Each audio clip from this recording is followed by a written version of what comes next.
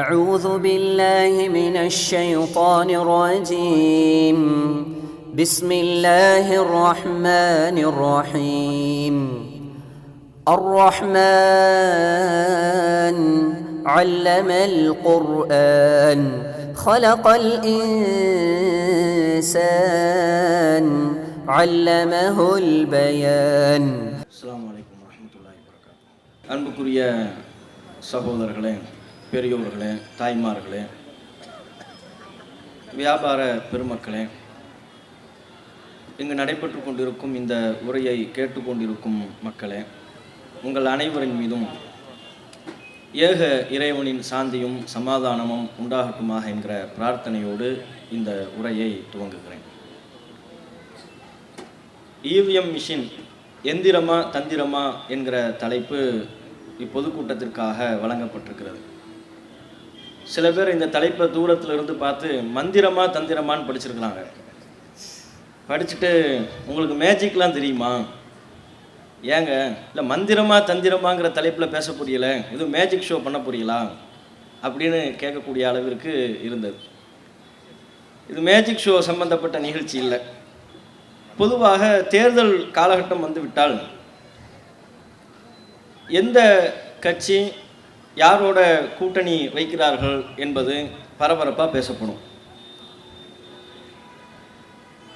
கூட்டணி குறித்த பேரங்கள், ஒரு ஓட்டுக்கு எந்த கட்சி எவ்வளவு காசு கொடுப்பாங்க, எந்த கட்சி அதிகமாக கொடுப்பாங்க, அதையெல்லாம் வாங்கலாமா கூடாதா என்றெல்லாம் தொலைக்காட்சிகளில் தேர்தல் நேரம் வந்துவிட்டால் பரபரப்பாக பல்வேறு தலைப்புகள் விவாதிக்கப்படுகிறது. ஆனால் உண்மையில் தேர்தல் நேரத்தில் விவாதிக்கப்பட வேண்டிய மிக முக்கியமான அம்சம், நாம் யாருக்கு ஓட்டு போடுறோமோ, இவிஎம் என்கிற எலக்ட்ரானிக் ஓட்டிங் மிஷின் மூலமாக நாம் யாருக்கு வாக்கு செலுத்துகிறோமோ அந்த வாக்கு நாம் தேர்வு செய்கிற வேட்பாளருக்குத்தான் போய் சென்றடைகிறதா, இவிஎம் மிஷின் சரியாக வேலை செய்கிறதா, இந்திய அளவில் நாம் நடைமுறைப்படுத்தி கொண்டிருக்கிற இந்த இயந்திரத்தின் மூலமான வாக்குப்பதிவு நடைமுறை சரியானது தானா, இதுதான் உண்மையில் தேர்தல் நேரம் வருகின்ற பொழுது விவாதிக்கப்பட வேண்டிய ஒன்று. ஏன் இது விவாதிக்கப்படணும், விவாதிக்கப்படுற அளவுக்கு அதில் என்ன நமக்கு பிரச்சனை இருக்கிறது என்று பார்த்தால், உண்மையிலேயே இந்திய நாட்டினுடைய ஜனநாயகமே அதில் தான் இருக்கிறது. உலக அளவில் இந்திய நாடு இரண்டு காரணங்களுக்காக வேண்டி கொண்டாடப்படுகிறது. ஒன்று, இந்த நாட்டினுடைய பன்முகத்தன்மை. பல்வேறு மதத்தை சார்ந்தவர்கள் இந்தியாவில் வாழ்கிறார்கள், பல மொழி பேசக்கூடியவர்கள் வாழ்கிறார்கள், மாறுபட்ட பல கலாச்சாரம் கொண்ட மக்கள் வாழ்கிறார்கள். ஆனால் ஒவ்வொருவரும் தத்தமது மத வழிபாட்டு உரிமையை, தத்தமது கலாச்சாரத்தை பேணி ஒரு நெகிழ்வுத்தன்மையோடு வாழ்கிறார்கள். இந்த பன்முகத்தன்மை உலக நாடுகளில் இந்தியாவில் கூர்ந்து கவனிக்கப்படுகிற, கொண்டாடப்படுகிற ஒரு அம்சம். அதே போல உலக நாடுகளால் இந்தியாவில் கூர்ந்து கவனிக்கப்பட்டு கொண்டாடப்படக்கூடிய இன்னொரு அம்சம் இந்த நாட்டில் தலைத்திருக்கின்ற ஜனநாயகம். எவ்வளவு மக்கள் தொகை கொண்ட ஒரு பெரும் நாடு, மக்கள் தொகை அதிகரித்திருக்கிற ஒரு நாடாக இருந்த போதிலும், பல மதத்தை கொண்ட, பல நம்பிக்கை கொண்ட, பல கலாச்சாரங்களை கொண்ட மக்கள் வாழக்கூடிய ஒரு நாடாக இருந்த போதிலையும் ஒவ்வொருவருக்குரிய ஜனநாயக உரிமை அந்த நாட்டில் பேணப்படுகின்றது. இந்த நாட்டில் இன்றளவும் காணப்பட்டு வருகிற, கடைபிடிக்கப்பட்டு வருகிற ஜனநாயக உரிமையும் பிற நாடுகளால் கொண்டாடப்படக்கூடிய ஒரு அம்சம். ஜனநாயகத்திலேயே மிக உச்சமானது எது, நமக்கான உரிமை என்பதிலேயே உச்சகட்ட உரிமை என்னவென்றால், நம்மை ஆளக்கூடியவர்களை நாமே வாக்கு செலுத்தி தேர்வு செய்கிறோம் அல்லவா, அதுதான் மிக முக்கியமான ஜனநாயகம். உங்களுக்கு பேச்சுரிமை இருக்கிறது, கருத்துரிமை இருக்கிறது, எழுத்துரிமை இருக்கிறது, யாரையும் விமர்சித்து எந்த மேடையும் போட்டு பேச இயலும். இவ்வாறான பல்வேறு விதமான உரிமைகள் உங்களுக்கு வழங்கப்பட்டிருந்தாலும், இந்த நாட்டில் நமக்கு வழங்கப்பட்டிருந்தாலும், உச்சகட்ட ஜனநாயக உரிமை என்பதே எங்களை யார் ஆட்சி செய்ய வேண்டும் என்பதை நாங்கள் தான் தீர்மானிப்போம், எங்களை ஆட்சி செய்யக்கூடிய ஆட்சியாளர்களை வாக்கு செலுத்தி நாங்கள் தீர்மானிப்போம் என்று சொல்லக்கூடிய ஜனநாயகம் தான் உச்சகட்டமான ஜனநாயகம். சொல்லப்போனால் இந்திய நாடு சுதந்திரம் பெறுவதே அதற்காகத்தான்.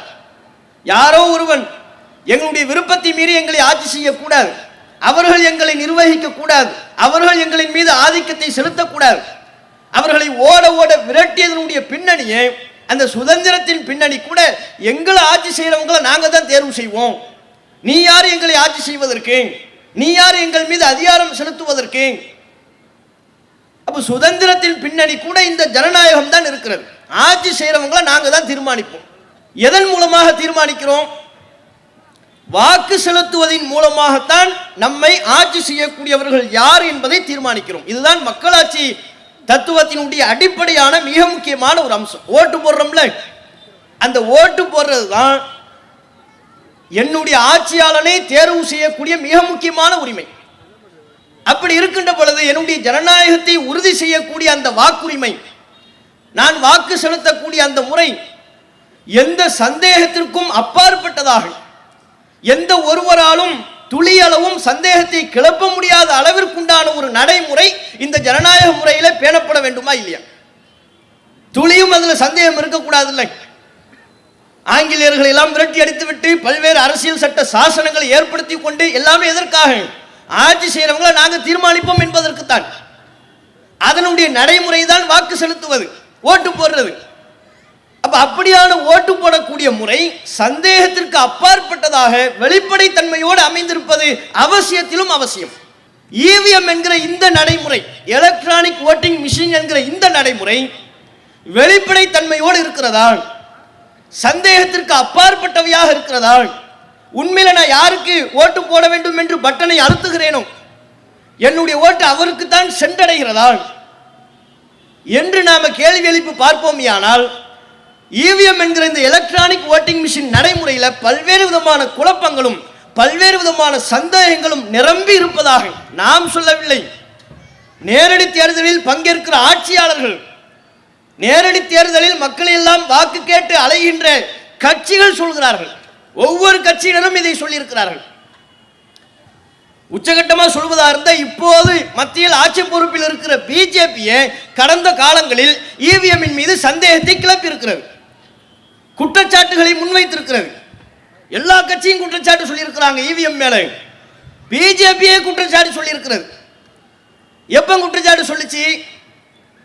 2004 காங்கிரஸ் மத்தியில் ஆட்சி, அதற்கு பிறகு 2009 அடுத்த நடைபெற்ற மக்களவை தேர்தலையும் காங்கிரஸ் தான் பெரும்பாரியான ஓட்டு வித்தியாசத்தில் ஜெயிக்கிறது மத்தியில்.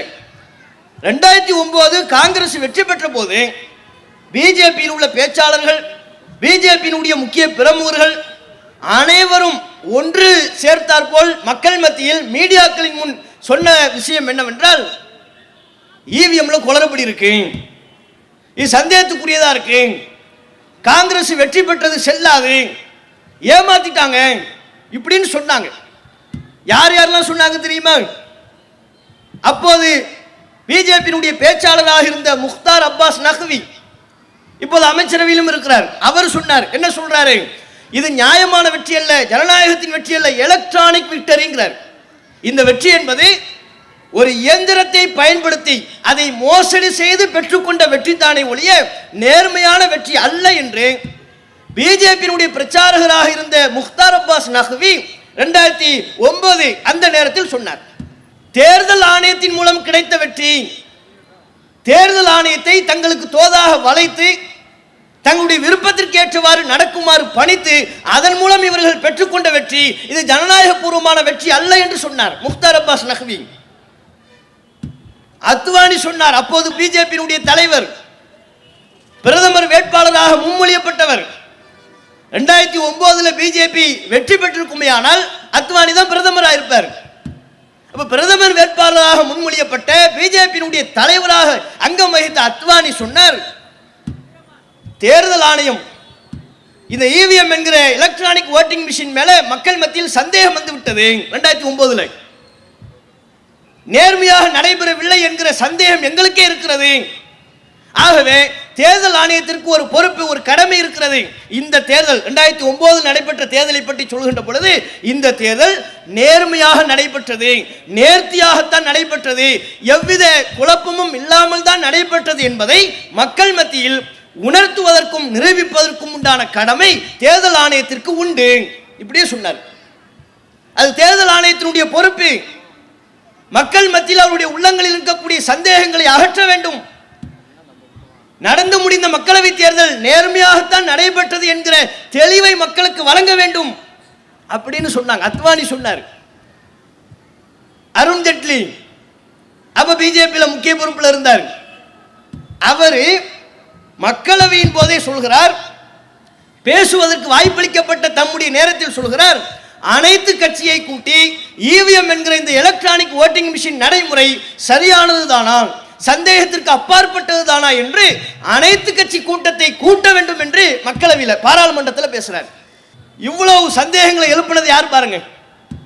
இத்தனை சந்தேகங்களையும் எழுப்பினது யாரு? பிஜேபி. அது எப்போது? தங்களினுடைய ஆட்சிக்கு எதிராக இருந்தது, காங்கிரஸ் வெற்றி பெற்றது என்கிற நேரத்தில் இவர்கள் எழுப்பினார்கள். இப்ப இவங்க மத்தியில் ஆட்சி பொறுப்பு ஏற்றதற்கு பிறகு அதை பத்தி பேச மாட்டேங்கிறாங்க. பேசுறாங்களா? இவிஎம் பத்தி பேசுறாங்களா?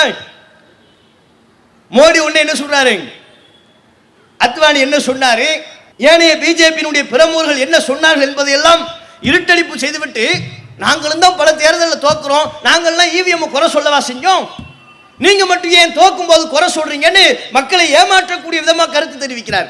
இவங்க தோற்கும் போது சொன்னார்கள் இவிஎம்ல குறைபாடுகள் இருக்கிறது.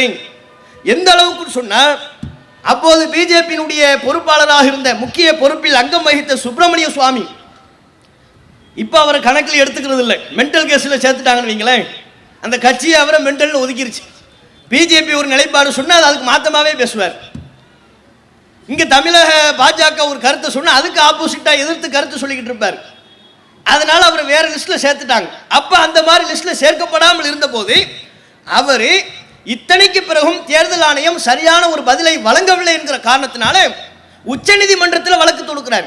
இவிஎம் சரியா இல்லை, காங்கிரஸ் ஏமாற்றி விட்டது, மக்களை ஏமாற்றி விட்டது, இன்னும் பிற கட்சிகளை ஏமாற்றி விட்டது என்று சொல்லி பல தரவுகளை அதில் வழங்கி உச்சநீதிமன்றத்தில் வழக்கு தொடுக்கிறார் சுப்பிரமணிய சுவாமி.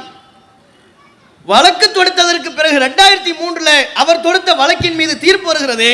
உச்சநீதிமன்றமே உறுதிப்படுத்துகிறது, ஆமாம் நீங்கள் சொல்லக்கூடிய விதத்தில் இவிஎம் என்கிற இந்த மிஷின்ல சில சிக்கல் இருக்குது, சில குறைபாடு இருக்கிறது, வெளிப்படைத்தன்மை குறைவாகத்தான் இருக்கிறது. யாரு சொன்னார்? நாங்க சொல்லல, சாமானிய மக்கள் சொல்லவில்லை, உச்சநீதிமன்றம் சொன்னது. 2013 சுப்பிரமணிய சுவாமி தொடுத்த வழக்கின் மீது தீர்ப்பளிக்கின்ற பொழுது சொன்னார்கள், இதுல சிக்கல் இருக்கு, பிரச்சனை இருக்கு, வெளிப்படைத்தன்மை அவ்வளவா இல்லை, அதனால தேர்தல் ஆணையத்திற்கு பல்வேறு விதமான பரிந்துரைகளை அந்த தீர்ப்பின் மூலமாக வழங்கினார்கள்.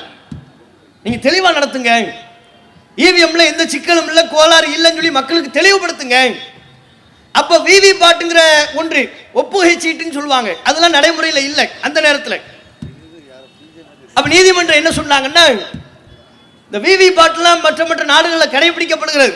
விவி பாட்டுனா என்ன, நம்ம ஓட்டு போறோம் பொத்தான அழுத்துறோமா, அப்ப அந்த பக்கத்தில் இன்னொரு ஒரு மிஷின் இருக்கும், அதுல லைட் எரியும். நம்ம எந்த சின்னத்துக்கு ஓட்டு போட்டோம், நாம எந்த சின்னத்துக்கு வாக்கு செலுத்தினோம் என்று இன்னொரு புறத்தில் ஒரு லைட்டு எரியும். அது ஒரு சீட்டா நீங்க கேட்டீங்கன்னா சீட்டா ரசீது மாதிரி பில்லு மாதிரி சீட்டாகவும் தருவார்கள். அதெல்லாம் இப்ப இல்லை.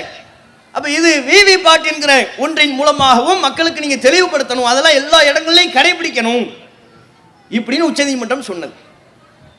அப்ப பாருங்க, அப்ப இவிஎம்ல சிக்கல் இருக்கு, பிரச்சனை இருக்கு என்று எல்லா கட்சிகளும் தாங்கள் தோற்கின்ற பொழுது சரியான தரவுகளோடு சொன்னவர்கள் தான். உச்சநீதிமன்றமே இந்த கருத்தை சொல்லி இருக்கிறது.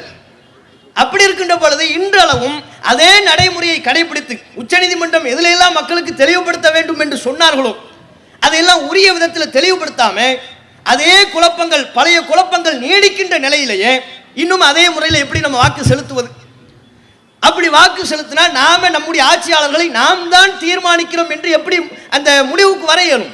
இன்னும் சொல்வதாக இருந்தால் இதுல என்ன சிக்கல்னா பல பிரச்சனை. என்ன பிரச்சனைன்னு சொன்னா, மும்பையில் மனோரஞ்சன் ராய்ங்கிற ஒருத்தர் சமூக ஆர்வலர், அவர் ஆர்டிஐல ஒரு வழக்கு தொடுக்கிறார். ஆர்டிஐயின் மூலமாக சில தகவல்களை பெறுகிறார். 2 பேர்ட்டிருந்து தகவல் பெறார். நீங்க கவனிச்சீங்கன்னா எந்த அளவிற்கு நம்ம ஏமாற்றுகிறார்கள் என்பதை நீங்க புரிந்து கொள்ளலாம். என்ன சொல்றாங்கன்னா, இந்த இவிஎம்ங்கிற எலக்ட்ரானிக் ஓட்டிங் மிஷின் இருக்குல்ல, இது இந்தியா முழுக்க தயாரித்து கொடுப்பதற்கு 2 பொதுத்துறை நிறுவனம் இருக்கிறது. பெல் என்கிற ஒரு நிறுவனம், இசிஐ என்கிற ஒரு நிறுவனம், பாரத் எலக்ட்ரானிக்கல் லிமிடெட் என்கிற ஒரு நிறுவனமும் இசிஐ என்கிற ஒரு நிறுவனம். இந்த ரெண்டு நிறுவனமும் சேர்ந்து கொண்டுதான் இந்தியா முழுக்க இவிஎம் மிஷினை உற்பத்தி செய்து ரெடி செய்து கொடுக்குறாங்க. இந்த மனோரஞ்சன் ராய் மும்பையில் என்ன பண்றாரு, ஆர்டிஐ மூலமா இந்த ரெண்டு நிறுவனங்களுக்கு முதல் போடுறாரு, நீங்க இதுவரை எத்தனை மிஷின் தயார் பண்ணியிருக்கிறீங்க, தேர்தல் ஆணையத்துக்கு எத்தனை மிஷின் தயார்படுத்தி கொடுத்துருக்கிறீங்க, அந்த தகவலை எங்களுக்கு தாங்கன்னு ஆர்டிஐல போட்டார். ஆர்டிஐ மூலமா அந்த தகவலை எல்லாம் வாங்கி வச்சுட்டார்.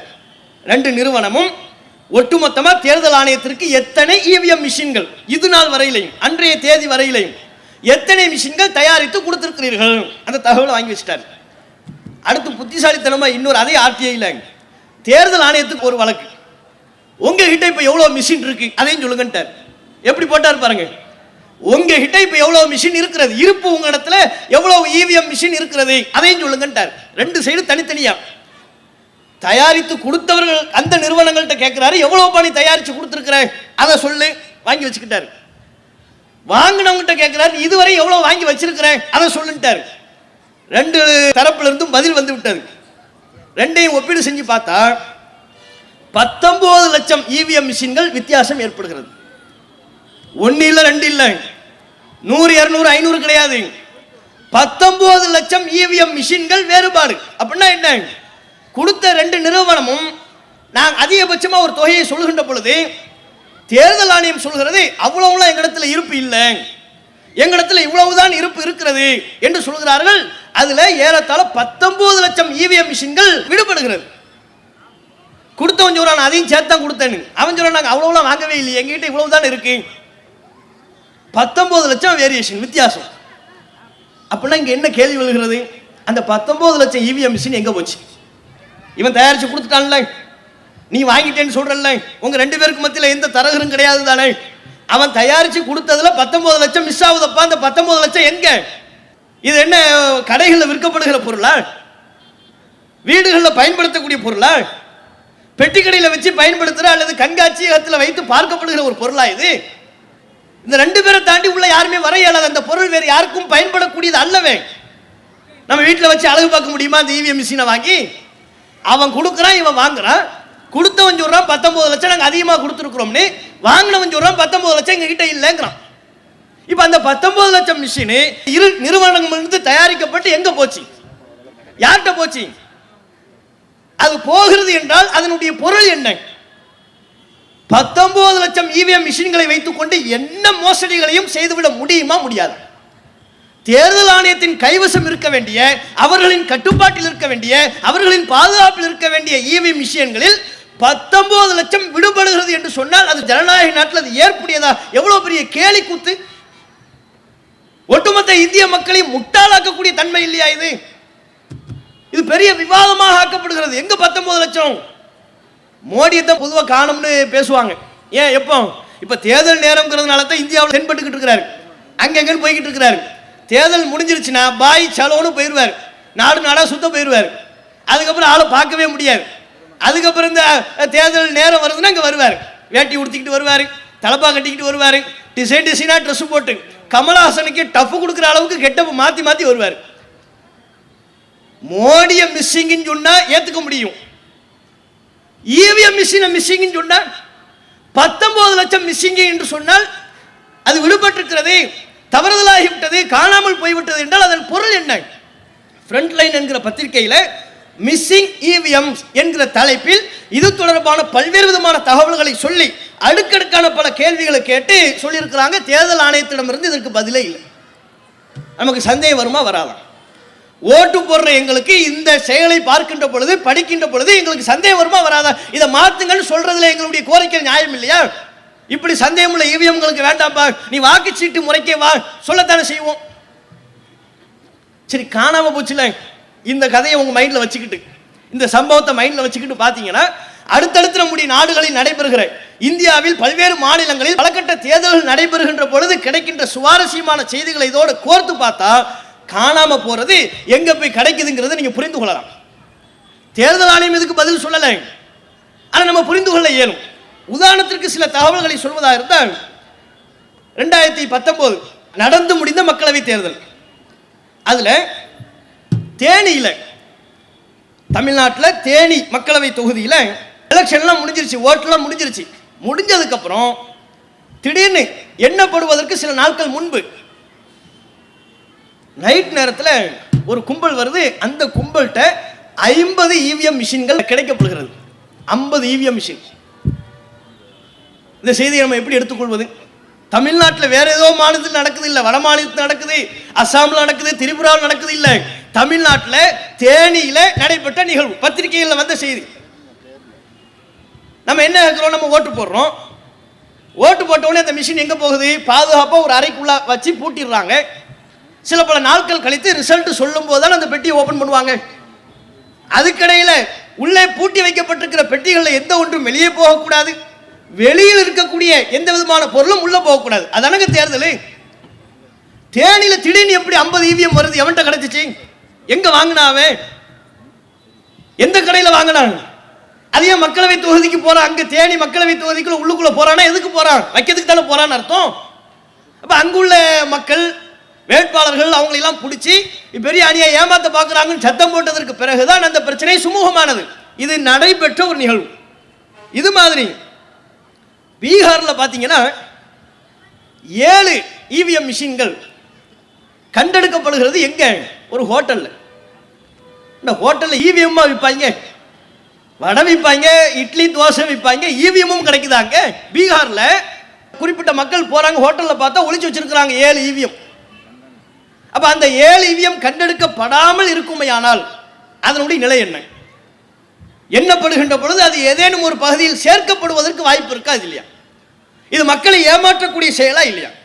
மதுரையில் பார்த்தோம், மக்களவை தேர்தல் நடைபெற்று முடிந்ததற்கு பிறகு குறிப்பிட்ட ஒரு பகுதியில் இவிஎம்லாம் உள்ளுக்குள்ள போய் கொண்டு வச்சுட்டாங்க. வச்சதுக்கு அப்புறம் பார்த்தா ஒரு பொம்பளை வட்டாட்சியர் என்று சொல்லப்படுகிற ஒரு பெண்மணி சாவாசமா வாக்கிங் போயிட்டு இருக்கிறாங்க. எங்க? இவிஎம் மிஷின் வைக்கப்பட்டிருக்கல அந்த பகுதியில். எண்ணப்படுகின்ற நாள் வரும்போது தானே அது ஓபன் பண்ண முடியும். அதுக்கப்புறம் தானே அங்கே யாரும் உள்ள போகணும், அந்த நேரத்தில் தானே போகணும். எண்ணப்படுவதற்குரிய நாட்கள் வருவதற்கு முன்பே அதை சீலை உடைச்சி ஓட்டு எண்ணிக்கையை துவங்குவதற்கு முன்பாகவே ஒரு பெண்மணி இந்த மாவட்டத்தினுடைய வட்டாட்சியர் உள்ளுக்குள்ள போய் சாவாசமா வாக்கிங்.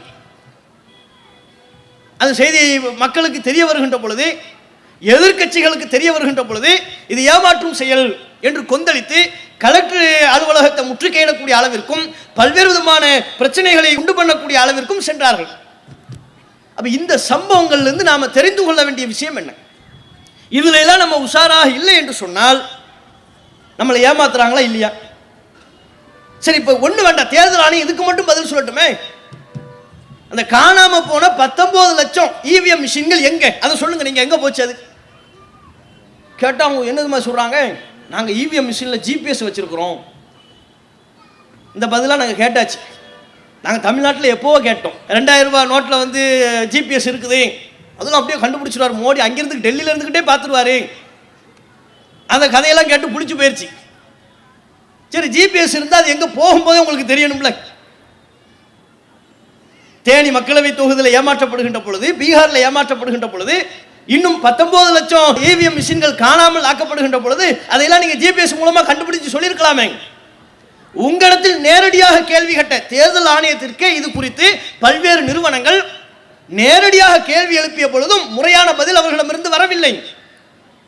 அப்ப இதுதான் நாம சந்தேகிப்பதற்குண்டான முதல் அடிப்படையா இருக்கு. இன்னொன்று நீங்க பாத்தீங்கன்னா, இந்த இவிஎம் மிஷினை முதலா நடைமுறைப்படுத்துறது யாருன்னா ஜெர்மன். நம்மளை விட தொழில்நுட்பத்தில் உச்சத்தில் இருக்கிற ஒரு நாடு. ஒரு மோடி சொல்ற தொழில்நுட்பம்லாம் பேர்ல தான் இருக்கும். டிஜிட்டல் இந்தியான்னு பேர் வச்சுட்டு போயிடுவாரு, சுத்த போயிடுவாரு. ஏதாவது டிஜிட்டல் மயமாகுமான ஒண்ணுமே ஆகாது.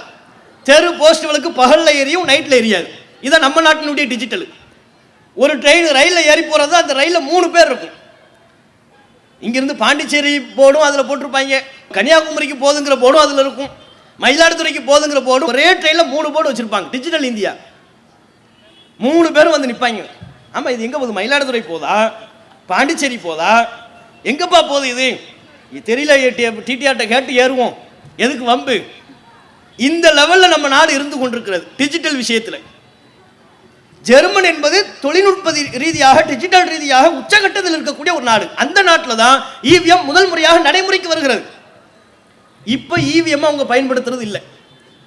இப்போ எதை பயன்படுத்துகிறார்கள்? ஓட்டு செலுத்துவதற்கு வாக்குச்சீட்டு நடைமுறைக்கு அவர்கள் என்றோ மாறிவிட்டார்கள். 2005ற்கு பிறகு வாக்குச்சீட்டு நடைமுறைக்கு மாறிவிட்டார்கள். யாரு? ஜெர்மன். நம்மை விட உச்சகட்டமாக தொழில்நுட்பத்தில் உச்சாணி கொம்பில் இருக்கக்கூடிய ஜெர்மன்ல இவிஎம் கிடையாது. இவிஎம் இருந்தது 2005 வரையிலும் இருந்தது. 2005ல் ரெண்டு பேருங்க ஓட்டு போட்டவனுக்கு சந்தேகம் வந்துருச்சு. என்னடா ஏதோ தப்பு தப்பா காட்டுதேன், தேர்தல் ஆணையத்துக்கு புகார் பண்றான், ரெஸ்பான்ஸ் இல்லை. நீதிமன்றத்திலேயே வழக்கு தொடுத்து விட்டான். நீதிமன்றம் அவங்க தரப்பு வாதங்கள் கருத்துக்களை எல்லாம் கேட்டு விட்டதற்கு பிறகு ஒரே ஒரு கருத்தை மாத்திரம் அரசுக்கு பரிந்துரையாக செய்தது. தேர்தல் என்பது ஜனநாயகத்தினுடைய அடிப்படை. அந்த அடிப்படை உரிமையை நிறைவேற்றுகின்ற பொழுது குடிமக்களில் எவருக்கும் எந்த சந்தேகத்திற்கும் இடமளிக்காத விதத்தில் வெளிப்படைத்தன்மையை அரசு கடைபிடிக்க வேண்டும் என்ற ஒரு கருத்தை தான் அவர்கள் சொன்னார்கள். சொன்ன மாத்திரத்தில் ஜெர்மன் நாட்டினுடைய நீதிமன்ற கருத்தை ஏற்றுக்கொண்டு ஜெர்மன் அரசு இனிமே நமக்கு இவிஎம் வேண்டாம், ஏன் அது வெளிப்படைத்தன்மையானதாக இல்லை என்பதுதான் அதன் பொருள். இவிஎம் நமக்கு வேண்டாம், பழைய மாதிரி வாக்குச்சீட்டு நடைமுறைக்கே நாம மாறிவிடுவோம் என்று இன்றளவும் 2005க்கு வாக்குச்சீட்டு நடைமுறைக்கு மாறினார்கள். இன்றைக்கு வரையிலேயும் அங்கே இதான் நிலைமை. ஜெர்மன் மாறின உடனே நெதர்லாந்து மாறிவிட்டது. நெதர்லாந்து வாக்குச்சீட்டு நடைமுறைக்கு மாறியதற்கு பிறகு அயர்லாந்து மாறிவிட்டது. இப்படி பிரான்ஸ், ஜப்பான், நம்மை விட பல்வேறு வகையில் வளர்ச்சி அடைந்த நாடுகள், மேலை நாடுகள் எல்லாம் இன்றைய தேதியில வாக்குச்சீட்டு நடைமுறை தான் இருக்கு. இவிஎம் பயன்படுத்தி அதுல பல்வேறு விதமான பிரச்சனைகளை அனுபவித்ததற்கு பிறகு மாறி இருக்கிறாங்க வாக்குச்சீட்டு நடைமுறைக்கு. அப்படின்னா இந்தியா உனக்கு என்ன பிரச்சனை? பிரச்சனை இருக்குன்னு எல்லா கட்சிகளும் சொல்றாங்களே, சந்தேகமா இருக்குன்னு மக்கள் சொல்றாங்களே.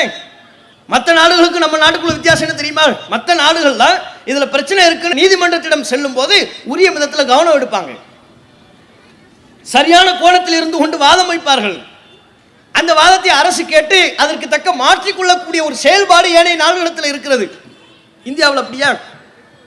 இந்தியாவில் ஒரு உதாரணம் சொல்ற, அசாமி எழுத்தாளர் ஹரே கிருஷ்ணா தேகாங்கிற ஒருவர், அவர் ஓட்டு போடுறதுக்கு போறாரு. இவிஎம்ல போய் ஓட்டு போடுறாரு. ஓட்டு போட்டால் இங்கே இந்த விவி பாட்டுங்கிற பேரில் பந்தா விடுறாங்கல்ல, நீங்கள் யாருக்கு ஓட்டு செலுத்துகிறீர்களோ அங்கே அப்படியே பளிச்சுன்னு லைட் எரியும், அதிலே நீங்கள் பார்த்து கண்டுபிடித்துக் கொள்ளலாம் அப்படின்னாங்கல்ல. இவர் ஓட்டு போடுறாரு. ஓட்டு போடும்போது விவி பாட்டில் பார்த்தா பளிச்சுன்னு உள்ள லைட்டு வேறு சின்னத்துக்கு எரியுது. இது என்ன, இது இதைத்தானே சொன்னாங்க, இதைத்தானே நம்பணும்னாங்க, இப்போ வேறு சின்னத்துக்கு எரியுதே, இது சரி வர, நம்ம இந்த சின்னத்துக்கு நம்ம போடலையே. அங்கே உள்ள தேர்தல் அதிகாரிகிட்ட போய் நான் ஒரு ஓட்டு போட்டால் அது வேறு சின்னத்துக்கு காட்டுது, என்னன்னு பாருங்க அப்படின்னு கேட்குறாரு. அவர் உடனே ஒரு ஃபார்ம் பண்ணிட்டு, எப்படியா ஒன்றும் பிரச்சனை இல்லை, இந்தாங்க 2 ரூபா தான் இந்த ஃபார்மு, இந்த ஃபார்மில் எல்லாம் ஃபில் பண்ணி ஒரு புகாராக நீங்கள் கொடுத்தீங்கன்னா அதை நான் எடுத்துக்குவோம், உங்களுக்கு மறு ஓட்டு செலுத்துவதற்கு வாய்ப்பு கிடைக்கும் அப்படின்னு சொல்லிட்டு அப்படியே நான் ஆர்வமாக வாங்கிட்டார். இன்னொரு விஷயம் சொல்லிட்டார். இன்னொரு விஷயம் என்ன, அது என்ன சொல்லுங்க, நீங்கள் சொன்ன ஒரு பேச்சுக்கு தப்பாக போயிடுச்சுன்னா 6 மாதம் உங்களை ஜெயிலில் தள்ளிடுவோம். அப்படியா ராசா இருந்தா புடி, உங்களை நம்பவே முடியாது, மிஷினு பிரச்சனைன்னு சொல்லி தானே நான் வர்றேன். இப்போ டெஸ்ட் பண்ணும்போது அப்பவும் பிரச்சனையாக போயிடுச்சுன்னா 6 மாதம் யார் உள்ளே இருக்கிறது? நாளை உள்ளே இருக்கணும், என் குடும்பம் கஷ்டப்படுமே. இந்த பஞ்சாயத்துக்கு நான் வரல, இந்தாங்க பிடிங்கன்னு அந்த 2 ரூபாயை ரிட்டர்ன் வாங்கிட்டு சீட்டை கொடுத்துட்டு போயிட்டே இருந்தார். மிரட்டுறது, சட்டத்தின் மூலமா அதிகாரத்தின் மூலமா குற்றச்சாட்டு சொல்றியா பார்த்துக்க, கவனமா இருந்துக்க, சொல்லிருவியான்னு மிரட்டுறது. இதான் நிலைமை. இன்னொருத்தன் மீரட்டில் அவன் போய் இது மாதிரி சம்பவங்கள் எல்லாம் கேட்டவனா இருந்திருப்பான் போல இருக்கு, படு உசாரா போயிருக்கலாம். பட்டன் அழுத்துறான், பளிச்சு லைட்டு வேறு சின்னத்துக்கு வருது, டக்குன்னு செல்போன் எடுத்து ஃபோட்டோ எடுத்துட்டான். ஃபோட்டோ எடுத்து தேர்தல் அதிகாரிகிட்ட காட்டிட்டு வந்த பாருங்க, ஓட்டு போடும்போது விவி பாட்டியும் சேர்த்து ஃபோட்டோ எடுத்துட்டான். எடுக்கும்போது சின்னத்துக்கு மாற்றி விழுறது பதிவான உடனே அங்கே உள்ள அதிகாரிகிட்ட காட்டி, நான் வேறு சின்னத்துக்கு போட்டேன், இது இந்த சின்னத்துக்கு காட்டுது, நீங்கள் பாருங்க அப்படின்ன உடனே மிஷினில் ரிப்பேர் இருக்குது, பிரச்சனை இருக்குது, கொஞ்சம் பொறுமையாக இருங்க, மிஷினையே மாற்றிடுவோம்னு மிஷினை மாற்றி அந்த வாக்குச்சாவடியில் மறுவாக்குப்பதிவும் நடக்கும்.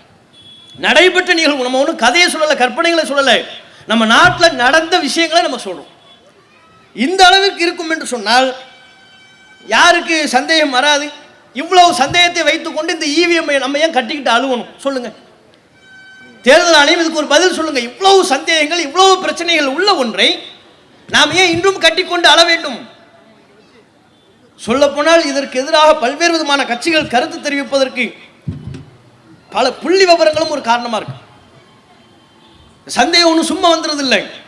சில கட்சிகளுக்கு வருகிறது, குடிமக்களுக்கு வருகிறது, வாக்காளர் பெருமக்களுக்கு வருகிறது என்றால் வெறுமனே அவர்கள் யூகம் கொள்வதில்லை. சில தரவுகளின் அடிப்படையில், சரியான ஆதாரப்பூர்வமான செய்திகளின் அடிப்படையில் அவங்க தங்களுடைய நியாயமான சந்தேகத்தை எழுப்புகிறார்கள். எந்த அளவுக்குன்னு சொன்னா,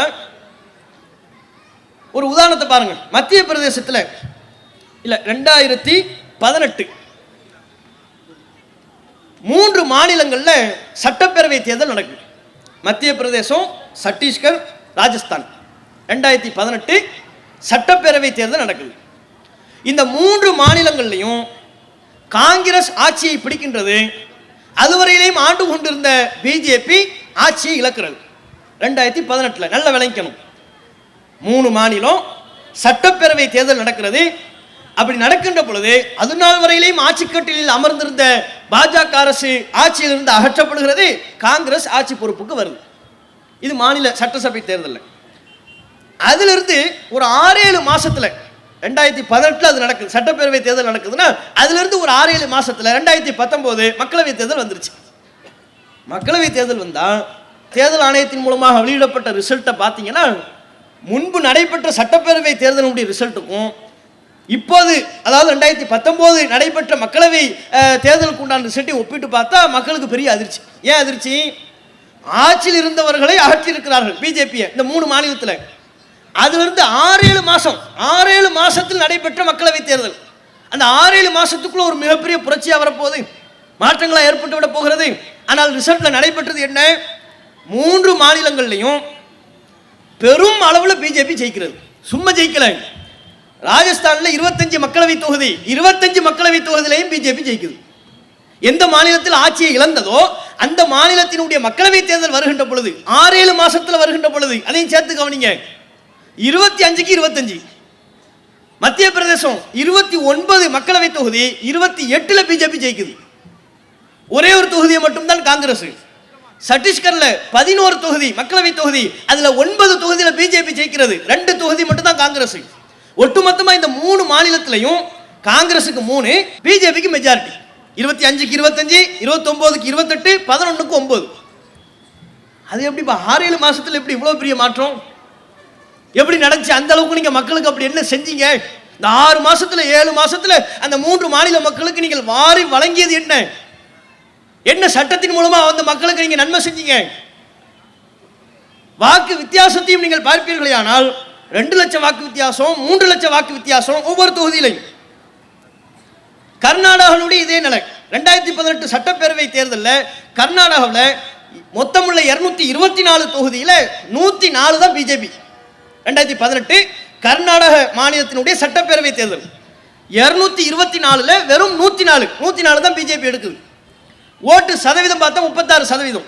ஆனா அதிலிருந்து 6-7 மாதத்தில் நடைபெறக்கூடிய மக்களவை தேர்தல் 2019 நடந்த மக்களவை தேர்தலில் 28க்கு 26. 28 மக்களவை தொகுதியில் 26 தொகுதியை பிஜேபி வெல்கிறது. ஓட்டு சதவீதம் 36லிருந்து 51. இந்த 6-7 மாசத்துல நீங்க என்ன பண்ணீங்க?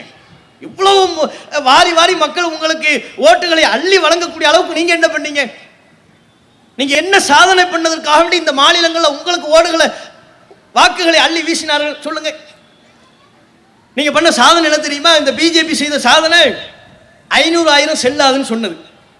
அதனால பல பேரை, பல நூற்றுக்கணக்கான பேரை கொண்டு குவிச்சது. பஸ்ல போய்கிட்டு இருந்தாங்க, 500 ரூபாய் நீட்டினாங்க, செல்லாது ஹேட்டார். யாரு சொன்னா? மோடி ஹே. அதான் மோடி சொல்லிட்டார, பாக்கலையா நீ? இறங்கு ஹே, டாடா ஹே, போயிட்டாங்க.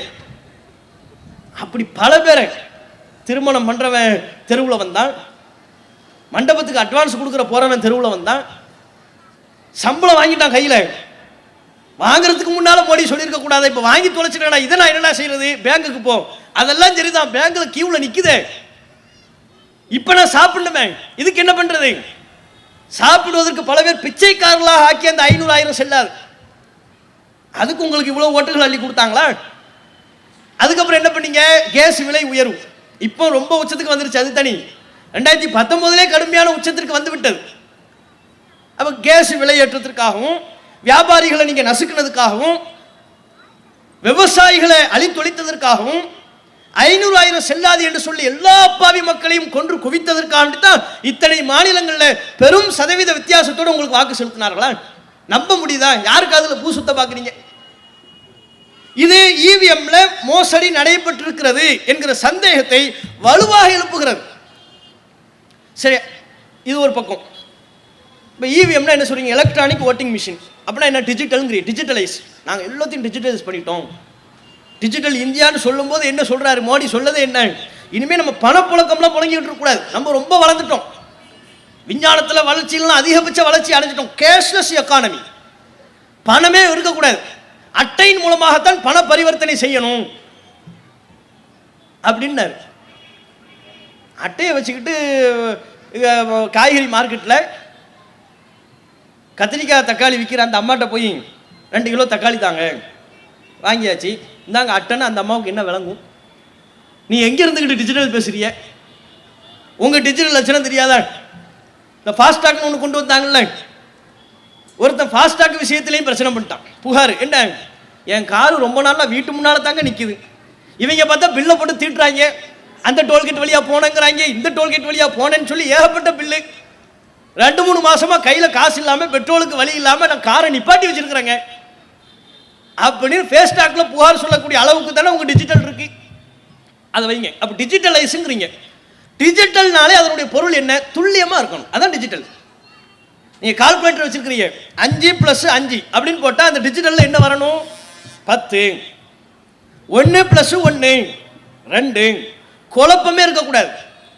எந்த எண்ணிக்கைகளை நீங்கள் கொண்டு கணக்கீடு செய்தாலும் சமனாக வேண்டும், சரியாக வர வேண்டும், துல்லியமாக வரணும். அதுதான் டிஜிட்டல். நீங்க சொல்லக்கூடிய இந்த இவிஎம் டிஜிட்டல்னு சொல்றீங்கல்ல, அதுல இந்த துல்லியம் இருக்கின்றதா? துல்லியம் இல்லை. துல்லியம் இல்லாததும் இவிஎம்ல மோசடி நடைபெறுகிறது என்பதை வலுவாக, உறுதியாக அந்த எண்ணத்தை உண்டாக்குகிறது. துல்லியம் இல்லை நம்ம சும்மா சொல்லல, அதற்கும் சரியான தரவுகள் இருக்கு. உதாரணமா நம்ம ஏரியாவிலிருந்து வருவோம், தென் சென்னை. இப்போ லாஸ்டா நடந்துச்சுல மக்களவை தொகுதி, 2019 நடந்த மக்களவை தொகுதி. தென் சென்னையில் வாக்கு பதிவாகுது. பதிவாகுதுன்னா என்ன? ஒவ்வொரு வேட்பாளர்களுக்கும் வாக்கு போடுவாங்கல்ல, அவங்கவுங்க விரும்புகிற கட்சிக்கு, இந்த கட்சிக்கு போடுவோம், அந்த கட்சிக்கு போடுவோம், ஒவ்வொரு கட்சிக்கு போடுவாங்க. அப்படி எல்லாத்தையும் சேர்த்து பதிவான அனைத்து கட்சிகள், சுயேட்சையா நிற்கிறவங்க எல்லாத்தையும் சேர்த்து பதிவான வாக்கு தென் சென்னை மக்களவை தொகுதியில் 11,11,681. அந்த கடைசியாக உள்ள 3 டிஜிட்டை விட்டுருவோம், சொச்சத்தை விட்டு, அது சொச்சம்னு சொல்லிடுவோம். தென் சென்னையில் பதிவான வாக்கு 11,11,000 சொச்சம். சரியா? சரி, இப்போ தேர்தல் முடிஞ்சிருச்சு. இப்போ எண்ணும் போது எதை எண்ணிக்கை வரணும் சொல்லுங்க? எண்ணும் போது என்னங்க வரணும்? அதே தானே வரணும். என்ன பதிவானதோ அந்த பதிவான வாக்கு தானே வர வேண்டும். எண்ணும் போது, எண்ணப்படுகின்ற பொழுது வாக்கு வருகிறது 11,23,410. 11,23,000 சொச்சம். பதிவான வாக்கு 11,11,000. எண்ணப்படுகின்ற பொழுது அதனுடைய வாக்கு எண்ணிக்கை 11,23,000. ஆக மொத்தம் கூடுதலாக 11,729 வாக்குகள் கூடுதலாக அதில் பதிவாயிருக்கு. அது எப்படி பதிவாச்சு? இது எந்த மாதிரினா, நம்ம ஒரு உண்டியல் வச்சிருக்கிறோம். உண்டியில் ஒவ்வொரு ரூபாயா போடுறோம். 10 ரூபா போட்டோம். இப்போ உண்டியலை உடைக்கணும். உடைக்கும் போது எவ்வளோ இருக்கணும்? 10 ரூபா தானே இருக்கணும். பார்த்தா 500 ரூபா வருது. ஏன்னா ஏன் உண்டியல் என் வீட்டில் இருக்கு, நான் தான் ஒவ்வொரு ரூபாயா போட்டேன், 10 ரூபா தான் போட்டேன். 10 ரூபாய்க்கு மேலே அந்த உண்டியலில் நான் போடலை, ஒரு பைசா போடல. உடைக்கும் போது பார்த்தா அள்ளி வருது, கும்பலாக வந்தா. உண்டியலிருந்து வெவ்வேறு கும்பல் வெளியே வந்துச்சுன்னா 500 ரூபா நோட்டு வருது, 1000 ரூபா நோட்டு வருது, அப்போ 2000 ரூபா நோட்டு வருது. அப்போ இது ஏமாத்து வேலையா? அப்போ அந்த உண்டியல் என் வீட்டில் மட்டும் இல்லை, வேற எங்கேயோ போயிருக்கிறது. நான் மட்டும் அந்த உண்டியல காசு போல வேற எவனோ எனக்கு தெரியாம என்னை ஏமாத்தி போட்டிருக்கிறாதான்னு அர்த்தம். பேங்க்ல நீங்க பணம், உங்க அக்கௌண்ட்ல நீங்க பணம் போடுறீங்க. எவ்வளோ போடுறீங்க? உங்க அக்கௌண்ட்ல 1000 ரூபா போடுறீங்க. டிஜிட்டல்னா என்னவா இருக்கணும்? போய் செக் பண்றீங்க, பணம் எடுக்கிறீங்க, எவ்வளோதான் வரணும்? நீங்க எவ்வளோ போட்டீங்க? 1000. அதே 1000 தான் திரும்ப வரணும். நீங்க ஏடிஎம்ல பின்ன போட்டால் லட்சமா வருது. போட்டது 1000, வரும்போது லட்சமா வந்தா ஏத்துக்குவாங்களா? யாராவது மோடி ஏத்துக்குவாரா? பேங்குக்காரன் ஏத்துக்குவானா? அவனை சொல்லிட வேண்டியது தானே. டிஜிட்டல், நம்ம டிஜிட்டல் அப்படித்தான்ப்பா இருக்கும். என்ன பணம் வாங்காதீங்கப்பா, நீ போட்டது எவ்வளோப்பா? 1000 தான் போட்டேன், வந்தது 1 லட்ச ரூபா அள்ளி கொட்டிருச்சுல, எனக்கு மிச்சமுள்ள தாப்பா, அதெல்லாம் தர முடியாது அப்படி நம்ம சொல்ல முடியுமா? அப்ப அது என்ன அர்த்தம்? ஒரு ஃபோர்ஜரி வேலை நடக்குது, ஒரு ஏமாத்து வேலை நடக்குன்னு தானே அதனுடைய அர்த்தம்.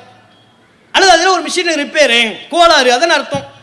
அப்போ இந்த தென் சென்னை தொகுதியில் கூடுதலாக வாக்கு பதிவானதற்கு பிறகு எண்ணப்படுகின்ற பொழுது 11,729, சும்மா ஒரு 10 ஓட்டு 5 ஓட்டு வித்தியாசம் இல்லைங்க, 11,000 சொச்ச ஓட்டு வித்தியாசமா வந்துச்சுன்னா யாருனாலும் ஜெயிக்க இயலுமே. இப்பெல்லாம் ஜெயிக்கிற வாக்கு வித்தியாசமே எவ்வளவு? 100, 200, 500, 1000, 2000 அவ்வளவுதானங்க ஜெயிக்கிறாங்க. லட்சக்கணக்கில் ஜெயிக்கிறது குறைவு தானே. அப்ப 100, 1000 ஜெயிக்கக்கூடியவர்களாக இருந்தால் இந்த 11,729 எவன் போட்டது? அதை முதல்ல சொல்லு.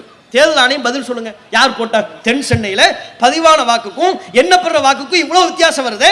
இந்த 11,000 வாக்கு யார் போட்டது? நீங்களே போட்டீங்களா? எவன் போட்டது? தென் சென்னையில் மட்டும் இல்ல, நம்ம திருவள்ளூர் தொகுதியில அந்த 2019 மக்களவை தொகுதியில பதிவான வாக்கு, திருவள்ளூர் தொகுதியில பதிவான வாக்கு 13,95,000. சொச்சத்தை விட்டுருவோம், 13,95,000 பதிவாகுது. எண்ணும்போது எவ்வளவு? 14,03,000. எவ்வளவு வித்தியாசம்? 8,828 வாக்கு வித்தியாசம் எண்ணப்படும் போது. அப்ப அந்த 8,000 சொச்ச வாக்கு எவன் போட்டான்? எப்போ போட்டீங்க? பதிவாகும் போது இருந்தா தானங்க கணக்கு. பதிவானதற்கு பிறகு எலெக்ஷன் முடிஞ்சதுக்கு அப்புறம் நீங்க எண்ணும் போது இந்த பிரச்சனை வந்துச்சுன்னா இவிஎம்ல பிரச்சனை இருக்குன்னு தானே அர்த்தம். ஒண்ணு நீங்க ஏமாத்துறீங்க, அல்லது உங்களுக்கு தெரியாம வேற எவனோ ஏமாத்துறான். ஆக மொத்தம் நாங்க ஏமாற்றப்படுறோம், மக்கள் ஏமாற்றப்படுகிறார்கள். அதை தாண்டி இந்த இவிஎம்ல வேற என்ன விஷயம் இருக்கு? இது எல்லாத்தையும் இப்படி ஒட்டுமொத்தமா இந்தியா ஓவரால் பாத்தீங்கன்னு வைங்க, ஓவரால் இந்தியா முழுக்க தேர்தல் ஆணையம் வெளியிடுற அந்த தகவல் இருக்குல்ல, அது எல்லாத்தையும் குவிண்ட் என்கிற ஒரு இணையதளம் எல்லாத்தையும் டவுன்லோட் பண்ணிட்டாங்க. டவுன்லோட் பண்ணி கணக்கு பார்த்தா இந்தியா முழுக்க 2019 மக்களவை தேர்தலில் பதிவான வாக்குகளுக்கும் எண்ணப்பட்ட வாக்குகளுக்குமான வித்தியாசம் 58,34,574. 58 லட்சம் வாக்கு வித்தியாசம் இந்திய அளவில். 58 லட்சம் வாக்கு வித்தியாசம்னா அதெல்லாம் எவ்வளவு பெரிய விஷயம் அது. இதில் அதிகமான அளவு ஒரு 38 லட்சம் அளவுக்கு வட மாநிலங்கள் தான். அப்பவே நீங்க விளங்கிக்கலாம். இங்க ஏமாத்துறது நம்மள என்ன, உனக்கு 11,000 12,000 அளவுக்கு நம்மள ஏமாத்தி போட்டு, வட மாநிலத்தில் என்ன கையில பானிபுரியை கொடுத்து சாப்பிடுன்னு சொல்லி 38 லட்சம் ஏமாத்தி இருக்கிறாங்க. யோசிச்சு பாருங்க. இது என்ன செஞ்சிட்டாங்க, அந்த குவிண்ட் என்கிற இணையத்தளம் எல்லா தரவுகளையும் எடுத்து தேர்தல் ஆணையத்துக்கு புகார் அனுப்பிட்டாங்க. தேர்தல் ஆணையத்துக்கு ஒரு ஷோகாஸ் மாதிரி, விளக்கு கேட்கிற மாதிரி, என்னங்க இப்படி வருது, பதிவுன்னு ஒன்று ஒரு எண்ணிக்கை சொல்றீங்க, எண்ணப்பட்டதுன்னு ஒரு எண்ணிக்கை சொல்றீங்க, ரெண்டுக்கு வேரியேஷன் வருது, வரக்கூடாது, டிஜிட்டல்னா வரக்கூடாது, துல்லியமா இருக்கணுமே அப்படின்னு கேட்டிருக்கிறாங்க. கேட்ட உடனேயே என்ன தெரியுமா செஞ்சாங்க, பதில சொல்லணும். இணையதளத்திலிருந்து எது எதுலாம் வித்தியாசம் வச்சு அதையெல்லாம் எடுத்துக்கிட்டாங்க. அந்த அந்த பதிவையே நீக்கிட்டாங்க.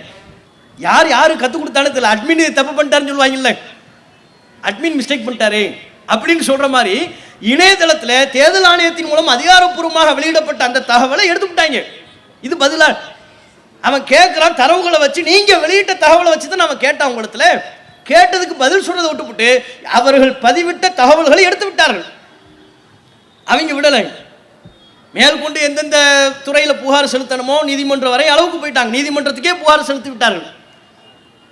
நீதிமன்றத்தில் வந்து அவங்க சொல்றதை பார்த்தீங்கன்னு வைங்க, இல்லை அதெல்லாம் வந்து சின்ன சின்ன அளவுக்கு வித்தியாசங்கள் வரத்தான் செய்யும்.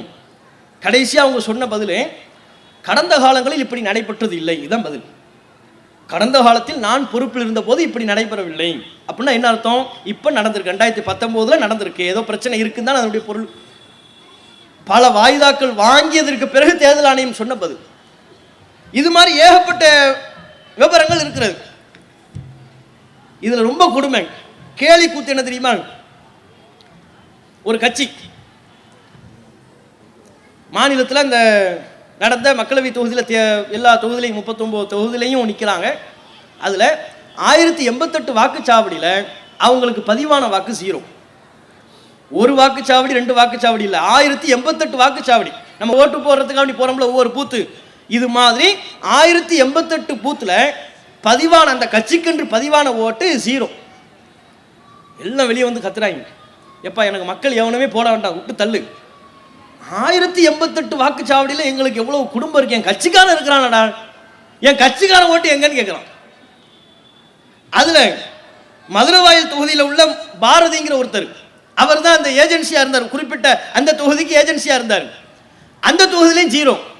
அவன் கோபத்தோட வந்து கத்துறாரு, மற்றவனெல்லாம் விடு, என் ஓட்டு எங்கடா, நான் ஓட்டு போட்டேனா இல்லையா, நான் செத்து போயிட்டேனா, என் பொண்டாட்டி ஒட்ட விட்டு தேவையில்லை, என் குடும்பமே துரோகம் பண்ணிட்டாங்க, என் கட்சிக்கு துரோகம் பண்ணிட்டாங்கன்னே வச்சுக்குவோம்.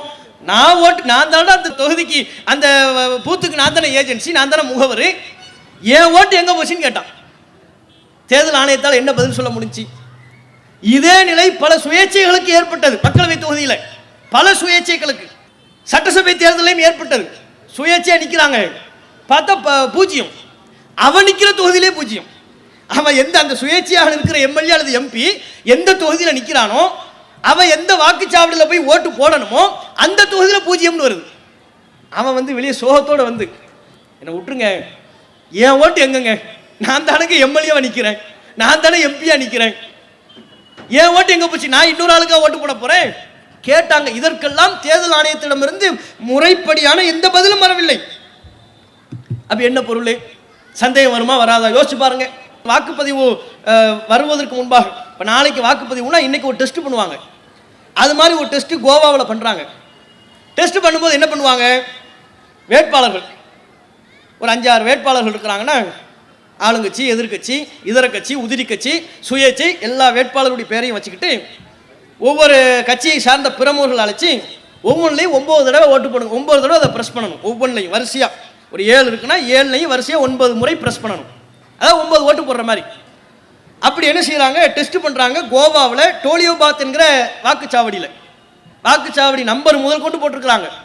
அங்கே டெஸ்டிங் நடக்குது. டெஸ்டிங் நடந்து எல்லா கட்சிக்கும் 9, ஆளுங்கட்சிக்கு 9 முறை அமுக்கியாச்சு, எதிர்கட்சிக்கு 9 முறை அமுக்கியாச்சு, சுயேட்சை 9, இப்படி ஒவ்வொருத்தவங்களுக்கும் 9 போட்டாச்சு. இப்போ ரிசல்ட் வரணும். இந்த விவி பாட்டு பளிச்சுன்னு துப்பும்னாங்கல்ல, அது என்ன துப்பணும், எல்லாத்தையும் எடுக்கும்போது கரெக்டாக 9 இருக்கணும்ல, ஒவ்வொன்றிலையும் 9 இருக்கணும். ஆனால் அதில் என்ன வருதுன்னா, டெஸ்ட் பண்ணும்போது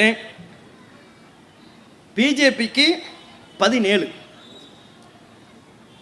ஆம் ஆத்மிக்கு 8, காங்கிரஸுக்கு 9, சுயேட்சைக்கு 1. அவனுக்கு 9 தடவை அமைக்கிறது பாவம், 9 தடவை ப்ரெஸ் பண்ணியாச்சு, அவனுக்கு 1. இதர கட்சிகளுக்கு அதே மாதிரி 5, 4, 3. இது என்ன பெருங்கூத்தா இருக்குதே. இதை பற்றி இன்னும் டெஸ்டிங்லேயே இப்படி அநியாயம் பண்ணாங்கன்னா, அடுத்து நாளைக்கு நடக்கிற தேர்தலில் என்ன அநியாயம் பண்ணுவாங்கன்னு கொதி தெளிஞ்சு போனோம்னா, இல்லை இதெல்லாம் நீங்கள் கண்டுக்காதீங்க, நாளைக்கு சரியாயிடும். இது பதிலா நாளைக்கு சரியாயிடும், ஒன்றும் பிரச்சனை இல்லை. 9 அமுக்குனா 9 தானே வரணும். திடீர்னு ஒரு கட்சிக்கு 17 போகுது, ஒரு கட்சிக்கு 1 வருது, ஒரு கட்சிக்கு 5 வருது, ஒரு கட்சிக்கு 9 வருகிறது. இப்படி தில்லுமுள்ளு வேலைகள் செய்வதற்கு நிறைய இவர்கள் இந்த இவிஎம்ல நடைபெற்று கொண்டிருக்கிறது என்பதுதான் இதில் உள்ள அம்சம். நம்ம என்ன கேட்குறோம்னா, இதையெல்லாம் மக்கள் மத்தியில் அம்பலப்படுத்துவதற்கு கடமைப்பட்டதே தேர்தலில் நிற்கக்கூடிய கட்சிகள் அம்பலப்படுத்தணும். இது நம்ம பிரச்சாரம் பண்ற உண்டா, கட்சிகள் அல்லவா இதை கையில் எடுக்கணும். குறிப்பாக எதிர்கட்சிகள் இந்த ஏமாற்று வேலையினால், யார் ஆளும் கட்சியாக இருந்தாலும் இந்த ஏமாற்று வேலையை பண்ணுவாங்க. அப்போ ஆளும் கட்சியாக இருப்பவர்கள் ஏனைய கட்சிகளுக்கு எதிராக இப்படிப்பட்ட ஒரு அநியாயத்தை, ஒரு பாதிப்பை செய்கிறார்கள் என்றால் அதை உரிய விதத்தில் மக்கள் மத்தியில் அம்பலப்படுத்த வேண்டியது யார் பொறுப்பு? இந்த இவிஎம் வேண்டாம், வாக்குச்சீட்டு நடைமுறைக்கே மாறுவோம் என்று உரத்த குரலில் சொல்ல வேண்டியது யார் பொறுப்பு? கட்சிகளின் பொறுப்பு. அவர்கள் அதை செய்ய மறுக்கின்ற காரணத்தினால், அலட்சியப்படுத்துகின்ற காரணத்தினால், வாக்காளர்களாக இருக்கிற நாம நம்முடைய ஜனநாயக உரிமையை மீட்டெடுப்பதற்காக இந்த குரலை எழுப்ப வேண்டிய கட்டாயத்தில் இருக்கும். அப்ப நம்முடைய கோரிக்கை என்ன? வாக்குச்சீட்டு நடைமுறைக்கே வாணி, இந்த இவிஎம்மே வேண்டாம், இந்த பஞ்சாயத்தே வேண்டாம், உன்னை நம்புறதுக்கு நான் தயாரா இல்லை. இல்லை வாக்குச்சீட்டுலாம் பழைய நடைமுறை. ஆமா, இவர் பெரிய டிஜிட்டல், இவர் புதுசுக்கு வரமாட்டார். இவர் நீங்க எல்லாம் பழங்காலத்துக்கு தானப்பா எங்களை கூட்டு போயிட்டு இருக்கிறீங்க, பெட்ரோல் விலை கூடிருச்சு. அப்ப என்ன சொல்ல போறீங்க? இனிமே எவனாவது பைக் எடுக்க போறான், கார் ஓட்ட போறான், சைக்கிளில் தான் போக போறான், மாட்டு வண்டி கிடைச்சா அதுலேயும் போக போறான். அப்ப நீங்க சொல்லாம சொல்லிட்டீங்க, மாட்டு வண்டியில போ, பழங்காலத்துக்கு வான்ட்டு சொல்லிட்டேன். அதன் அர்த்தம் இப்படி ஒவ்வொன்றிலையும் பழைய நடைமுறைக்கு தானே கூப்பிடுறீங்க. பேஸ்ட்டுக்கு சொன்னாங்க இல்லைங்க, பல் தேய்க்கிற பேஸ்ட்டுக்கு என்ன சொன்னாங்க? ஆதி காலத்தில் உப்பு கறியெல்லாம் வச்சு பல் தேய்ச்சிட்டு இருந்தபோது பேஸ்ட்டு தேய்ங்க, இதை வச்சு பல் துளக்கினா தான் உங்களுக்கு பல் பளிச்சுன்னு இருக்கும்னாங்க. அதுக்கப்புறம் வச்சுக்கிட்டு இருந்தால் திடீர்னு கதவை தட்டின்னு, உங்கள் பேஸ்ட்டில் உப்பு இருக்கா, உங்கள் பேஸ்ட்டில் கறி இருக்கா, உங்கள் பேஸ்ட்டில் கிராம்பு இருக்கா, நான் பிரியாணியை சமைக்க போகிறேன், பல்லு தானடா தேய்க்க போகிறேன், இதுக்கு எதுக்குடா எனக்கு இவ்வளோ பொருள் இருக்கு, அதெல்லாம் இருந்தால் தான் உங்கள் பல்லு பளிச்சுன்னு இருக்கும் சொன்னாங்களா இல்லையா? பல காலத்துக்கு கூப்பிடுறீல்ல.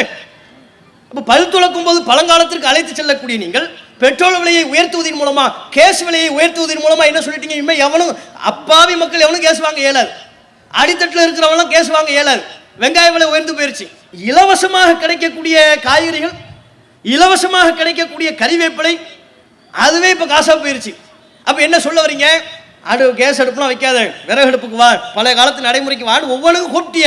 இனி ஒன்று என்ன பெண்டிங் இருக்கு? அப்ப ஜனநாயகத்தை மீட்டெடுக்கக்கூடிய விதமாக வாக்குச்சீட்டு நடைமுறைக்கே மாற வேண்டும் என்பதை இந்திய மக்கள், குறிப்பாக தமிழக மக்கள் அனைவரும் ஒருமித்த குரலில் சொல்லணும். ஊடகங்கள் இதை சொல்லாது. எமர்ஜென்சி காலத்திலே எல்லாம் அழுத்தமான முறையில் சுதந்திரத்திற்காக வேண்டி, ஜனநாயகத்திற்காக வேண்டி குரல் கொடுத்த பத்திரிகைகள் எல்லாம் இன்றைக்கு மோடியின் காலை நக்கி பிழைக்கக்கூடியவர்களாக மாறிவிட்டார்கள். அப்ப ஊடகங்கள் நமக்காக வேண்டி குரல் கொடுக்காது. இந்த ஜனநாயகத்திற்கு எதிராக நடைபெறக்கூடிய நீதியை மக்கள் மத்தியில் வெளிப்படுத்தாது. நாம தான் வெளிப்படுத்தணும். அப்போ உடனே நம்ம ஆட்கள் சில பேர் கிளம்பிடுவான். ஈவிஎம் இல்லை, நான் ஓட்டு போட மாட்டேன், தேர்தலுக்கே போக மாட்டேன், வாக்குச்சாவடிக்கே போக மாட்டேன். சிலருக்கு போவாங்க, போய் நான் நோட்டாவுக்கு தான் போடுவேன். அங்கே வரையும் போயிட்டு உனக்கு எதுக்கு நோட்டா? அது அங்கே வரையும் போகிறேன், காலையில் எழுந்திருக்கிற கியூவில் நிற்கிற, அங்கே வரையும் போயிட்டு நான் நோட்டாவுக்கு போடுவேன். உன் ஓட்டு எந்த ஓட்டு? நோட்டாவுக்கு போட்டு நீ என்ன சாதிச்ச? அப்போ நோட்டாவுக்கு போடுறதோ அல்லது இவிஎம்லாம் இருந்தால் இவிஎம் இருக்கிறவரை நான் ஓட்டே போட மாட்டாங்க, வாக்குச்சீட்டு நடைமுறைக்கு வந்தால் தாங்க நான் ஓட்டு போடுவேன் முடிவது போ தவறு. அந்த தவறை ஒருபோதும் நாம் செய்துவிடக்கூடாது. ஏன் இது தப்புங்கிறத ஒரு புறம் சொல்லிக் கொண்டிருக்கணும். இந்த வழிமுறையின் மூலம் நம்ம ஏமாற்றி விடாமல் நம்முடைய விழிப்புணர்வை அதிகப்படுத்திக் கொண்டு இதன் மூலமாகவும் ஆதிக்க சக்திகளை, நம்ம ஏமாற்றக்கூடிய அதிகார சக்திகளை தோற்கடிப்பதற்கு நம்ம முயற்சி செய்யணும். வாக்கு செலுத்தக்கூடிய நாள் என்று அறிவிக்கப்படுகின்ற பொழுது அனைவரும் தவறாமல் வாக்குச்சாவடிக்கு போகணும். கண்டிப்பா நம்ம யாருக்கு ஓட்டு போடணுமோ உங்களுக்கு சொல்ல வேண்டிய அவசியமே இல்லை. மக்கள் யார் பக்கம்ங்கிற தலைப்பில் அதிலே உங்களுக்கு தெளிவு கிடைச்சிடும். உங்களை கொல்றவனுக்கு நீங்க போட மாட்டீங்க, உங்களுக்கு அநியாயம் பண்றவனுக்கு போட மாட்டீங்க. ஒட்டுமொத்த இஸ்லாமிய சமூகத்தையும் கருவறுக்க வேண்டும் என்று துடித்துக் கொண்டிருக்கிற கயவர்களுக்கு ஒருபோதும், அந்த கயவர்களோடு கூட்டணி வைத்திருக்கிறவர்களுக்கு ஒருபோதும் நாம் ஓட்டு போட மாட்டோம். நம்மை காப்பாற்றக்கூடியவர்களாக ஓரளவு பரவாயில்லை என்று நினைப்பவர்களுக்கு வாக்கு செலுத்துவது கண்டிப்பா போகத்தான் வேண்டும். சரியா? இதை நம்ம கவனத்தில் கொண்டு இப்படி ஏமாத்துறதுக்கு பல வழிமுறைகள்லாம் இருக்கு. டிஜிட்டலுக்கு வந்தது காரணமே வாக்கு எண்றதுக்கு ரொம்ப லேட் ஆகுது. டிஜிட்டல்னா உடனே நாங்கள் சொல்லிடுவோம், உடனே அப்படியே அதையெல்லாம் செஞ்சிருவோம். நாங்கள் பார்த்தா இப்போ என்ன, 6 மாதம் தேர்தல் நடந்து 6 மாதம் 4 மாதம் 5 மாதம் கழிச்சதுக்கு அப்புறம் தான் ரிசல்ட். என்ன ஹைகோர்ட்டுக்கு நீ இந்த முறைக்கு வந்த, நீ என்ன சொன்ன? இதெல்லாம் எங்களுக்கு உடனே நாங்கள் முடிச்சுட்டு அப்படியே சொல்லிடுவோம். நீப்பா இயந்திரத்தின் மூலமாக வாக்கு செலுத்தியதற்கு பிறகும் 5 மாதம் லேட்டு, 4 மாதம் லேட்டு, 6 மாதம் லேட்டு, உனக்கு எதுக்கு அந்த டைம்? எதுக்கு எங்களை தூங்க வச்சு அந்த சைடில் கொள்ளைப்புறமா வழியாக உங்களுடைய காரியத்தை சாதிப்பதற்காக விட மாட்டோம். தமிழக மக்கள் விழிப்புணர்வு பெற்று விட்டார்கள். எங்களை ஏறி மிதித்து எங்களை ஏமாற்றுவதற்கு எந்தெந்த கட்சிகள் காத்து கொண்டிருக்கிறது என்பது எங்களுக்கு மிக தெளிவாக தெரியும். உங்களினுடைய ஆதிக்கத்தை அடியோடு மண்ணில் புதைக்கக்கூடிய விதமாக எங்களுடைய வாக்கு என்கிற ஆயுதம் அமையும். அதற்கேற்ற விதத்தில் இறைவன் நமக்கு உதவி செய்வான் என்பதை இந்த நேரத்தில் கூறிக்கொண்டு என்னுடைய உரையை நிறைவு செய்து கொள்கிறேன். வாஹுதாவான் அல்ஹம்துலில்லாஹி ரப்பில் ஆலமீன். அஸ்ஸலாமு அலைக்கும் வரஹ்மத்துல்லாஹி வபரகாத்துஹு. அல்லாஹ்